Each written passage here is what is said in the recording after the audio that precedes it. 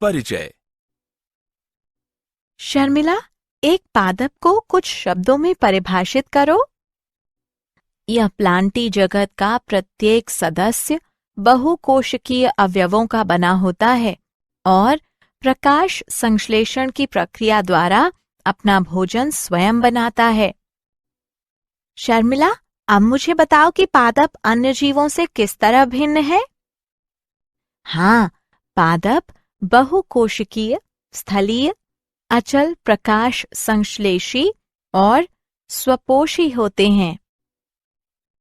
कुछ पादप जलीय होते हैं, ज्यादातर समुद्री, जैसे लाल, भूरे और हरे शैवाल। हाँ, इनमें से कुछ स्थलीय या भूमि पर उगने वाले पादप हैं।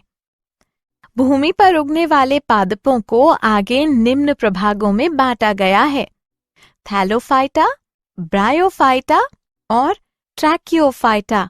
तो आओ इस अध्याय में हम वनस्पति जगत की विस्तार से चर्चा करें।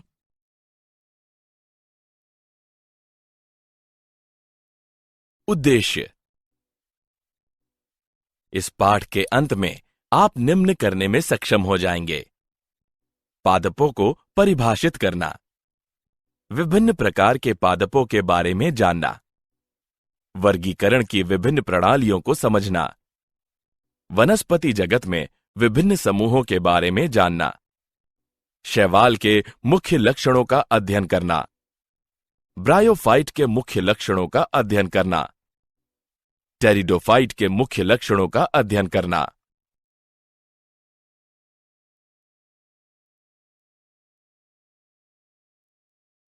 वर्गीकरण की कृत्रिम पद्धति।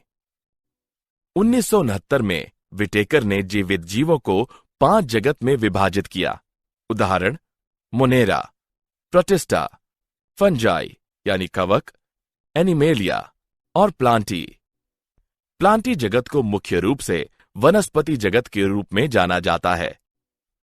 इस जगत में वे जीव आते हैं जो बहुकोशिकीय होते हैं, जिनमें कोशिका भित्ति और क्लोरोफिल होता है, अपना भोजन स्वयं बनाते हैं और एक जगह से दूसरी जगह तक शारीरिक रूप से गति नहीं करते हैं। फंजाई तथा मोनेरा एवं प्रोटिस्टा जगत के कोशिका भित्ति वाले सदस्यों को अब प्लांटी जगत में शामिल नहीं किया गया है। प्लांटी जगत में शैवाल, ब्रायोफाइट, टेरिडोफाइट, जिम्नोस्पर्म और एंजियोस्पर्म शामिल हैं। वर्गीकरण की कृत्रिम पद्धति में केवल वास, रंग, पत्तियों की संख्या और आकार आदि संपूर्ण बाह्य आकारिक विशेषताओं का उपयोग किया गया था।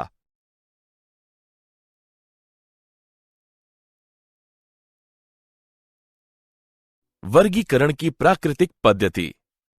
वर्गीकरण की प्राकृतिक पद्धति जीवों के बीच प्राकृतिक संबंधों पर आधारित था तथा बाह्य गुणों के साथ साथ आंतरिक गुणों जैसे परारचना, शरीर, भ्रूण विज्ञान और पादप रसायन के रूप में समझा जाता है।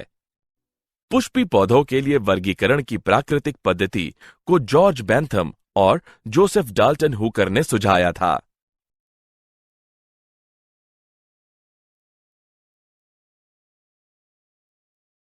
वर्गीकरण की जातिवृत्तीय पद्धति। वर्गीकरण की जातिवृत्तीय पद्धति, जो विभिन्न जीवों के बीच विकासीय संबंधों पर आधारित है, स्वीकार्य है। इस पद्धति के अनुसार जीव समान टैक्सा के सदस्य हैं, जिनके पूर्वज एक ही थे।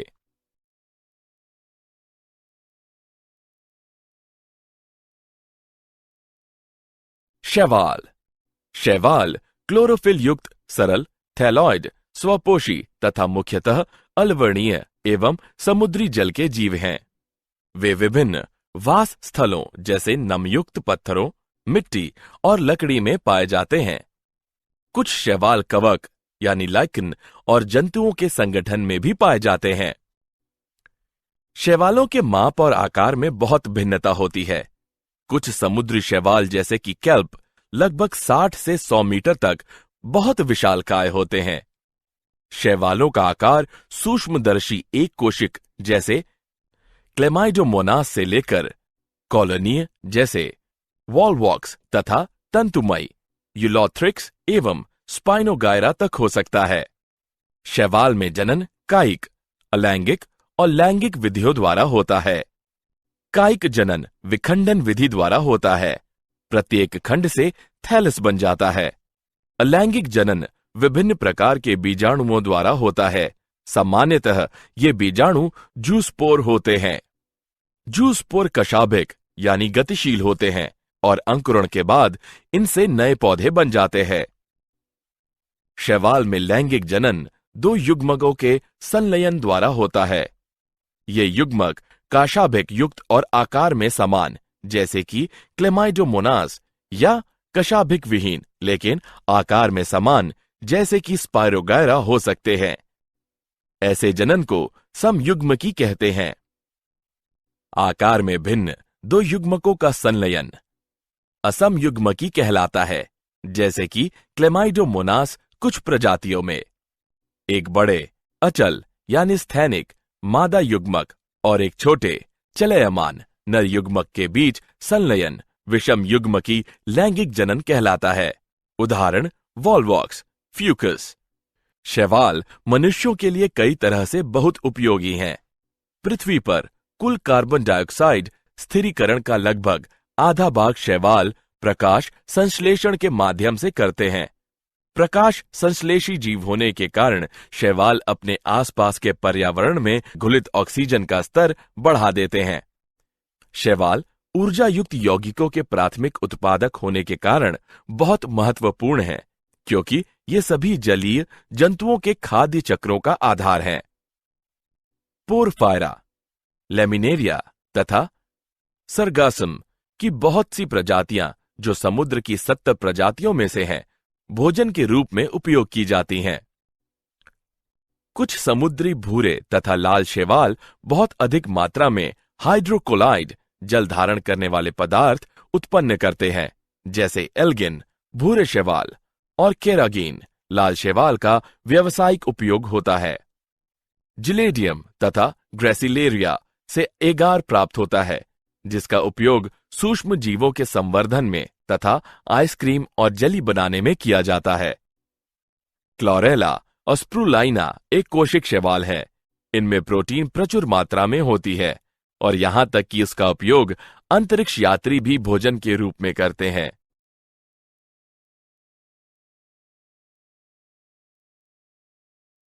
शैवाल का वर्ग क्लोरोफाइसी। शैवाल को 3 मुख्य वर्गों में विभाजित किया गया है: क्लोरोफाइसी, फियोफाइसी और रोडोफाइसी। क्लोरोफाइसी के सदस्यों को प्रायः हरा शैवाल कहते हैं। इनका पादप शरीर एक कोशिकीय कॉलोनी में अथवा तंतुमय हो सकता है। वर्णक क्लोरोफिल पर्णहरिम ए तथा बी के प्रभावी होने के कारण इनका रंग हरी घास की तरह होता है। ये वर्णक सुस्पष्ट क्लोरोप्लास्ट में सीमित होते हैं। विभिन्न प्रजातियों में क्लोरोप्लास्ट डिस्क प्लेट की तरह जालिकाकार, कप के आकार, सप्रिल या रिबन के आकार के हो सकते हैं। क्लोरोफाइसी के अधिकतर सदस्यों के क्लोरोप्लास्ट में पायरिनाइड नामक एक या एक से अधिक संग्रह निकाय पाए जाते हैं। पायरिनाइड में स्टार्च के अलावा प्रोटीन भी होती है। कुछ शैवाल तेल बुंदक के रूप में भोजन संचित कर सकते हैं। हरे शैवाल में प्रायः एक कठोर कोशिका भित्ति होती है, जिसकी भीतरी सतह सेल्यूलोज और बाहरी सतह पेक्टोज की बनी होती है। कुछ सामान्य रूप से पाए जाने वाले हरे शैवाल हैं क्लेमाइडोमोनास, वॉलवॉक्स, यूलोथ्रिक्स, स्पायरोगायरा और कारा।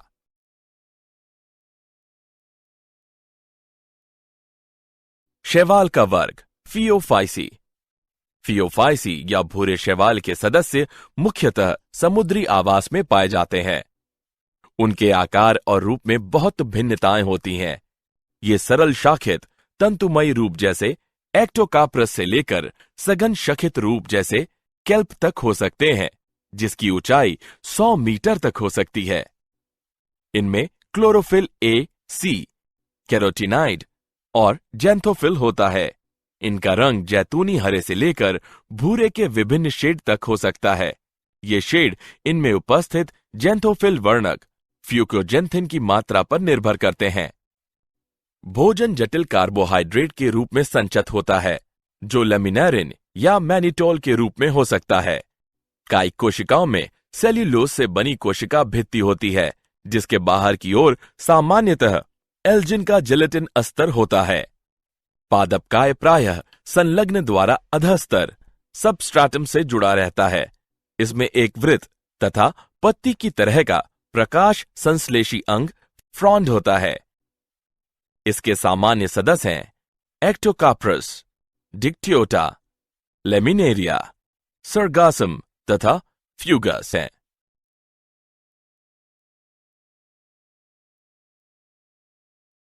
शैवाल का वर्ग रोडोफाइसी।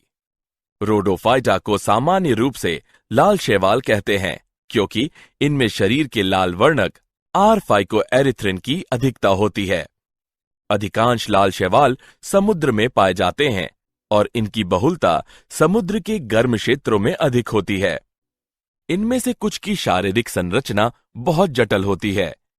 ये पानी की सतह पर जहां अधिक प्रकाश होता है वहां भी पाए जाते हैं, और समुद्र की गहराइयों में भी जहां अपेक्षाकृत प्रकाश कम होता है। अधिकांश लाल शैवाल का लाल थैलस बहुकोशिकीय होता है। भोजन फ्लोरिडियन स्टार्च के रूप में संचित होता है, जिसकी संरचना एमाइलोपेक्टिन तथा ग्लाइकोजन की तरह होती है।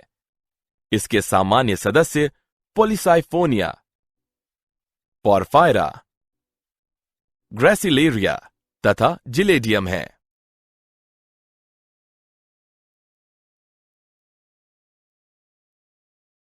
ब्रायोफाइट। ब्रायोफाइट वनस्पति जगत के जल स्थल चर्बी कहलाते हैं, क्योंकि ये पौधे भूमि पर भी जीवित रह सकते हैं, लेकिन लैंगिक जनन के लिए जल पर निर्भर करते हैं। ब्रायोफाइट में विभिन्न मांस और लिवरवर्ट आते हैं, जो प्रायः पहाड़ियों के नम छायादार क्षेत्रों में पाए जाते हैं। ब्रायोफाइट प्रायः नम, सीलन यानी आर्द्र तथा छायादार स्थानों में पाए जाते हैं। ब्रायोफाइट नग्न चट्टानों, मृदा पर पादप अनुक्रमण में महत्वपूर्ण भूमिका निभाते हैं। ब्रायोफाइट का पादपकाय थैलस की तरह और शयान अथवा सीधा होता है तथा एक कोशिक अथवा बहुकोशिक मूलाभ द्वारा सबस्ट्राटम से जुड़ा रहता है। ब्रायोफाइट में वास्तविक मूल, तना अथवा पत्तियां नहीं होती हैं। इनमें मूलसम, पत्तिसम तथा तनासम संरचनाएं होती हैं। ब्रायोफाइट की मुख्य पादपकाएं अगुणित होती हैं। ये युग्मक उत्पन्न करते हैं, इसलिए युग्मोदिभत कहलाते हैं। ब्रायोफाइट में लैंगिक अंग बहुकोशिकीय होते हैं। नर लैंगिक अंग पुंधानी कहलाते हैं। ये द्विकशाभिक पुमंग उत्पन्न करते हैं। मादा लैंगिक अंग को स्त्रीधीनी कहते हैं। यह फ्लास्क के आकार का होता है, जिसमें एक अंड होता है। पुमंग को पानी में छोड़ दिया जाता है, जहां ये स्त्रीधानी के संपर्क में आते हैं। एक पुमंग अंडे से संगलित होकर युग्मनज बनाता है। युग्मनज में तुरंत न्यूनीकरण विभाजन नहीं होता है। स्पोरोफाइट मुक्तजीवी नहीं है, बल्कि यह प्रकाश संश्लेषी युग्मोदिभत से जुड़ा रहता है और इससे अपना पोषण प्राप्त करता रहता है।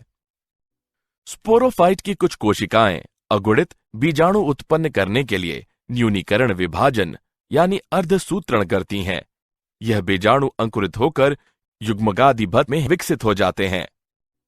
स्फेग्नम एक मांस की कुछ प्रजातियां पीठ प्रदान करती हैं, जिसका उपयोग लंबे समय से ईंधन के रूप में और पानी को रोकने की इसकी क्षमता के कारण सजीव पदार्थों के पोतांतरण के लिए पैकिंग सामग्री के रूप में किया जा रहा है।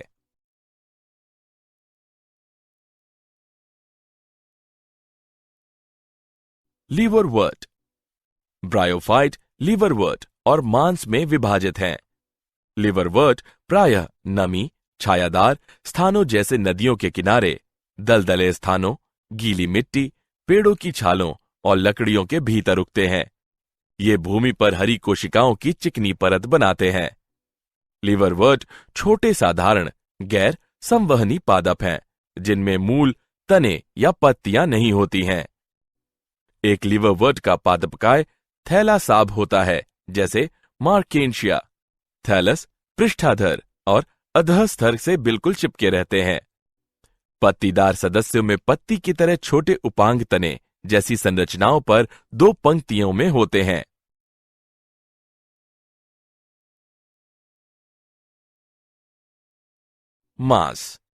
मांस छोटे साधारण गैर संवहनी पादप हैं, जिनमें तना और पत्तियां दोनों होते हैं, लेकिन जड़ें नहीं होती हैं।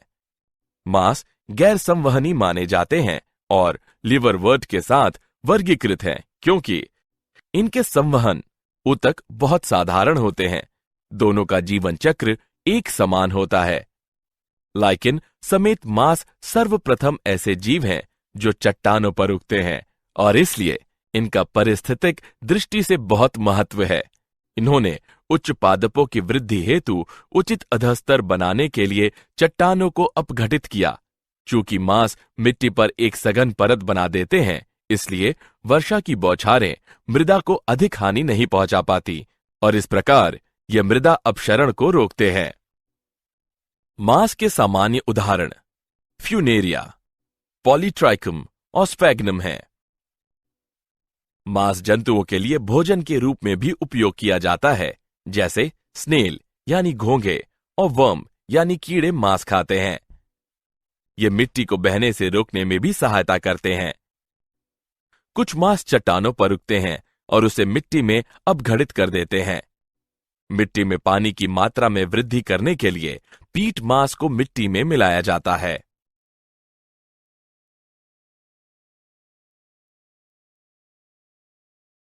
टेरिडोफाइट में हॉर्सटेल और फर्न आते हैं।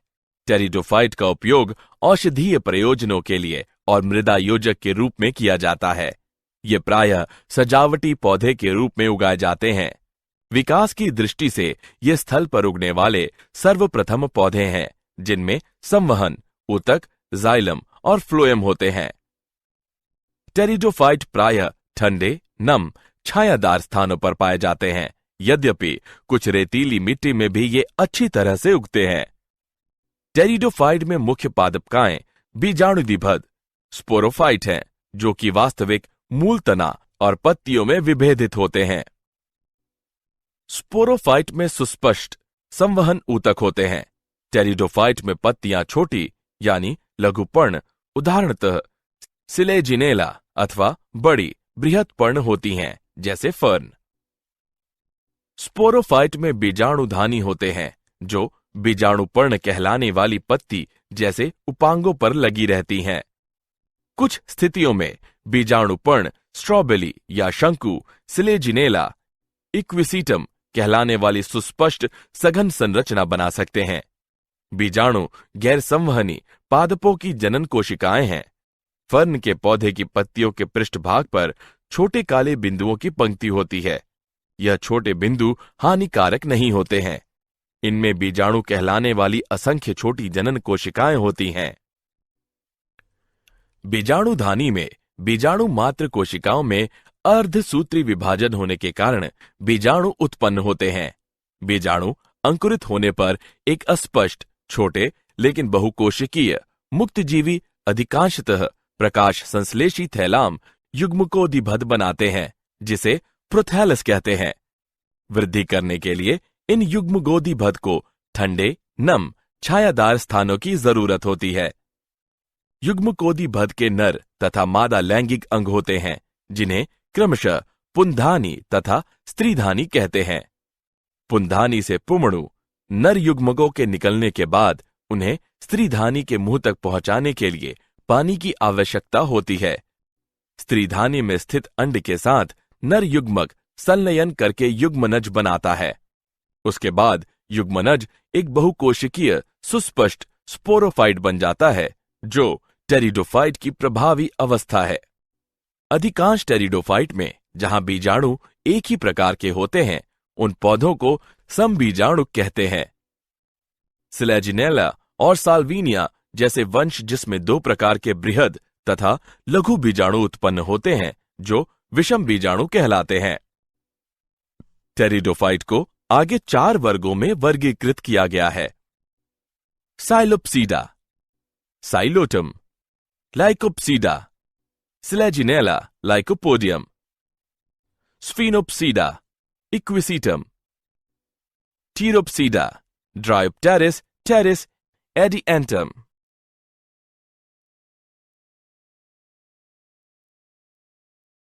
क्या आप जानते हैं ब्रायोफाइटा शब्द की खोज 1684 में रॉबर्ट ब्राउन द्वारा की गई। भारत में प्रोफेसर S.R. कश्यप को भी ब्रायोफाइटा विज्ञान का जनक कहा जाता है। पॉलीट्राइकम को आमतौर पर हेयर कैप मास कहा जाता है। लिपटा हुआ मास टॉर्टुला है। स्पैग्नम को बिग मास भी कहा जाता है। फ्यूनेरिया को आमतौर पर कार्ड मास कहा जाता है। टेरिडोफाइट को वनस्पतिक सप्र भी कहा जाता है। शब्द टेरिडोफाइटा की खोज अर्नेस्ट हैकेल द्वारा की गई।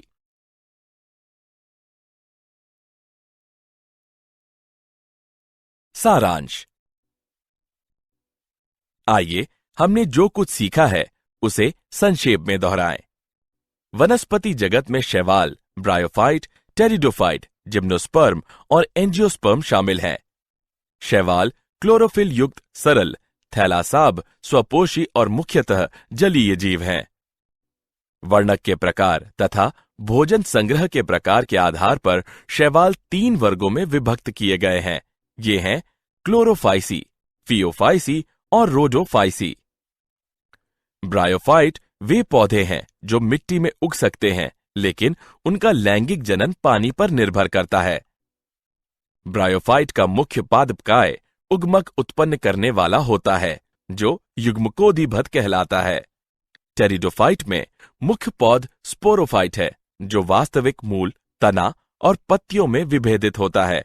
इन अंगों में अच्छी तरह से विभेदित संवहन ऊतक होते हैं। स्पोरोफाइट पर बीजाणुधानी होती हैं, जिसमें बीजाणु बनते हैं। बीजाणु अंकुरित होकर युग्मकोदिभद बनाते हैं, जिसे उगने के लिए ठंडे, नम स्थानों की जरूरत होती है।